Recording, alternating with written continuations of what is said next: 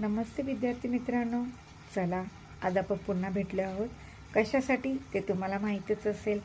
गेल्या व्हिडिओमध्ये मी सांगितलं होतं की किड्स लर्निंग विथ सुनीता तुम्हाला संपूर्ण शिक्षणाची सोप्या पद्धतीने माहिती सांगेल. आता आपण मराठी वाचनाकडे जर सुरुवात करायची असेल तर सर्वप्रथम आपलं काय आलं पाहिजे, मूळाक्षरे. मूळाक्षरे इझी असतात बघायला गेले तर. आपल्या बोलण्यातून स्वरातून ते तुम्हाला उच्चारता आली पाहिजे. त्यामध्ये काहीही अवघड नाही आहे. चला तर पाहूया मूळाक्षरे काय आहे. पहिलं मूळाक्षर कोणतं असतं, अ. कसं बोललं जातं, अ.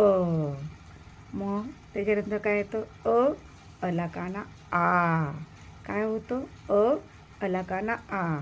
आमध्ये आपण काय उच्चार करतो, जसं की तुम्हाला कधी लागलं तुम्ही बोलतो ना आई ग, मग कसं होतं आ.